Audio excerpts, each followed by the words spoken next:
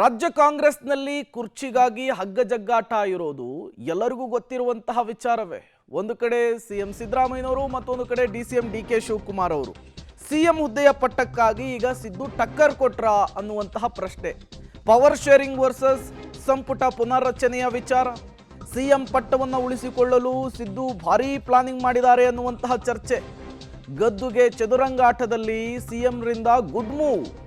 November ಕುರ್ಚಿ ಕ್ರಾಂತಿಯೋ cabinet ಕ್ರಾಂತಿಯೋ ಅನ್ನೋದು ಈಗಿರುವಂತಹ ಪ್ರಶ್ನೆ. ಕಾಂಗ್ರೆಸ್ನಲ್ಲಿ ಕಾವು ಪಡೆದುಕೊಂಡಿದೆ ಸಂಪುಟ ಪುನರ್ರಚನೆಯ ವಿಚಾರ ಚರ್ಚೆ. ಕ್ಯಾಬಿನೆಟ್ ರಿಶಫಲ್ ಬಗ್ಗೆ ಸಿಎಂ ಹೇಳಿಕೆಯ ಬಳಿಕ ನಾಯಕರು ಫುಲ್ ಆಕ್ಟಿವ್ ಆಗಿದ್ದಾರೆ. ಸಂಪುಟ ಪುನರ್ರಚನೆಯ ದಾಳದ ಹಿಂದೆ ರಾಜಕೀಯ ಲೆಕ್ಕಾಚಾರ ಇದೆ ಅನ್ನುವಂತಹ ಮಾತುಗಳು ಕೇಳಿ ಬರ್ತಾ ಇದೆ. ನವೆಂಬರ್ ಕ್ರಾಂತಿಗೆ ಕ್ಯಾಬಿನೆಟ್ ರಿಶಫಲ್ ಟರ್ನ್ ಕೊಟ್ರ ಸಿಎಂ ಸಿದ್ದರಾಮಯ್ಯನವರು. ಪವರ್ ಶೇರಿಂಗ್ ಬಿರುಗಾಳಿಯನ್ನು ತಡೆಯೋದಕ್ಕೆ ಸಚಿವ ಸಂಪುಟ ಪುನರ್ರಚನೆಯ ದಾಳವನ್ನು ಉರುಳಿಸಿದ್ರ ಸಿಎಂ ಸಿದ್ದರಾಮಯ್ಯನವರು ಅನ್ನುವಂತಹ ಪ್ರಶ್ನೆ. ಹೌದು, ಸಿಎಂ ಸಿದ್ದರಾಮಯ್ಯನವರು ಈ ಹಿಂದಿನ ರೀತಿಯಲ್ಲಿ ರಾಜ್ಯ ಕಾಂಗ್ರೆಸ್ನಲ್ಲಿ ಇಲ್ಲ ಅಂಥೇಳಿ, ಅಂದರೆ ಅಷ್ಟು ಫ್ರೀ ಹ್ಯಾಂಡ್ ಇಲ್ಲ ಅಂಥೇಳಿ. ಯಾಕೆಂದರೆ ಎರಡು ಪವರ್ ಹೌಸ್ಗಳಾಗಿದ್ದಾವೆ ರಾಜ್ಯ ಕಾಂಗ್ರೆಸ್ನಲ್ಲಿ. ಒಂದು ಡಿಸಿಎಂ ಡಿಕೆ ಶಿವಕುಮಾರ್, ಮತ್ತೊಂದು ಕಡೆ ಸಿಎಂ ಸಿದ್ದರಾಮಯ್ಯನವರು. ಜೊತೆಗೆ ವರಿಷ್ಠರ ಮಟ್ಟದಲ್ಲೂ ಕೂಡ ಡಿಸಿಎಂ ಡಿಕೆ ಶಿವಕುಮಾರ್ ಅವರು ಹೇಳಿದಂತಹ ಮಾತು ನಡೆಯುತ್ತೆ.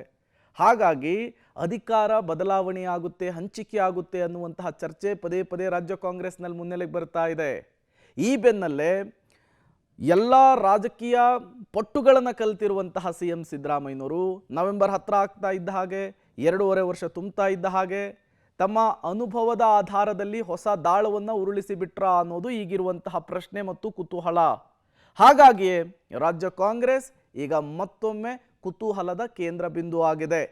ಅಧಿಕಾರ ಹಂಚಿಕೆಯ ವಿಚಾರಕ್ಕೆ ಬಹುತೇಕ ನವೆಂಬರ್ನಲ್ಲಿ ಒಂದು ಕ್ಲಾರಿಫಿಕೇಶನ್ ಸಿಗುವಂತಹ ಸಾಧ್ಯತೆ ಇದೆ. ಹಾಗಾಗಿಯೇ ನವೆಂಬರ್ ಸನಿಹವಾಗ್ತಾ ಇದ್ದ ಹಾಗೆ ರಾಜ್ಯ ಕಾಂಗ್ರೆಸ್ನಲ್ಲಿ ಚಟುವಟಿಕೆಗಳು ಗರಿಗೆದರ್ತಾ ಇದ್ದಾವೆ.